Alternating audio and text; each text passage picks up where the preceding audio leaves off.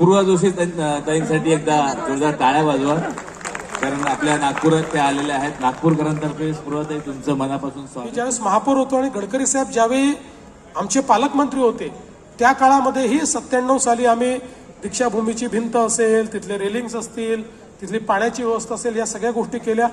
त्यानंतर मुख्यमंत्री झाल्यानंतर पुन्हा तिथल्या गोष्ट बोललात, कारण ज्यावेळेस आम्ही मेट्रो करायचा निर्णय घेतला त्यावेळी असं बोलणारे लोक होते, मेट्रो चालणारच नाही, ही धावणारच नाही, लोक याच्यात बसणारच नाही, असे खूप लोक होते. पण आम्ही तो निर्णय घेतला. माननीय गडकरी साहेब असतील, मी असेल, आम्ही अतिशय वेगानं हे मेट्रोचं काम झालं पाहिजे हा प्रयत्न केला. त्याकरता एक मी मुख्यमंत्री म्हणून विशेष कंपनी तयार केली, नागपूर मेट्रो नावाची.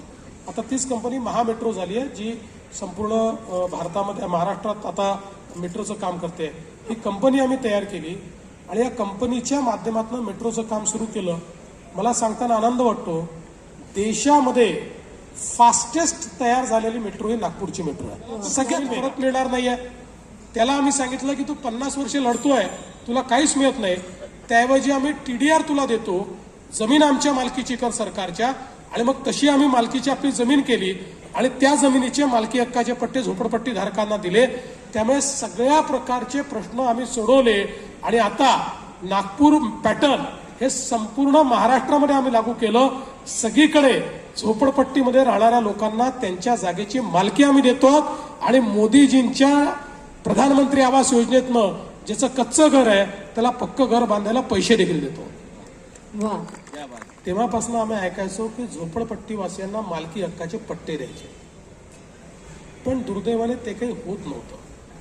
आणि साधारणपणे मी पहिल्यांदा जेव्हा आमदार झालो तर आमच्याच मतदारसंघातल्या 2 झोपडपट्ट्या होत्या की ज्या ठिकाणी कोर्टाच्या आदेशामुळे त्या इल्लीगल ठरल्या आणि त्या तोडण्याचा त्या ठिकाणी कामगार कॉलनी, तुकडोजी नगर वगैरे आणि नागपुरातल्या इतर काही झोपडपट्ट्या या तोडण्याचा प्रयत्न झाला. त्या संदर्भात खूप मोठं आंदोलनही झालं आणि त्यावेळी माझ्या मनात आलं की आपण संसदीय आयुधाचा उपयोग करून आता या ठिकाणी हे पट्टे मिळवून दिले पाहिजेत. आणि त्यावेळी मी एक नवीन संसदीय आयोग शोधून काढलं. त्या आयुधाच्या माध्यमातून कमिटीकडे गेलो.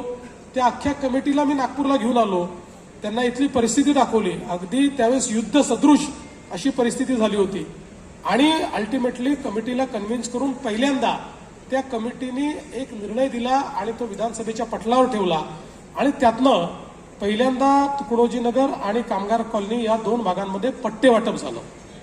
त्यानंतर पट्टे वाटप आम्ही करत होतो, पण त्याला कुठलाही वेग नव्हता, त्याचे कुठले निर्णय नव्हते. दरम्यान 2014ला ज्यावेळेस 15मध्ये मी मुख्यमंत्री म्हणून त्या ठिकाणी 14च्या शेवटी मुख्यमंत्री झालो आणि पदभार स्वीकारला, त्यानंतर पुन्हा नागपूर शहरामध्ये झोपडपट्टीला पट्टे वाटपाचं काम हातामध्ये घेतलं. एकेका झोपडपट्टीमध्ये त्या ठिकाणी त्याची मोजणी करायची, त्याचा लेआउट प्लॅन तयार करायचा, प्लेन टेबल सर्वे करायचा, मिनिमम लेआउट प्लॅनिंग करायचं, त्याला मान्यता द्यायची आणि मग त्यांना त्याची मालकी ही द्यायची, याची सुरुवात केली. काही प्रमाणात आम्ही ते करू शकलो, पण खूप अडचणी यायला लागल्या.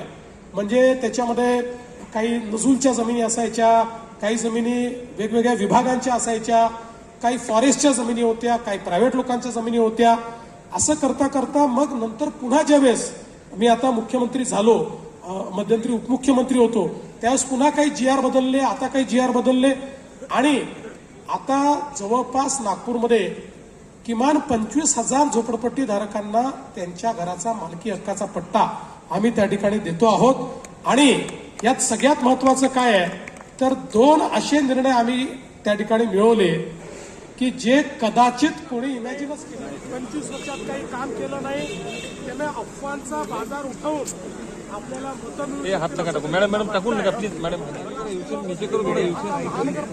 अरे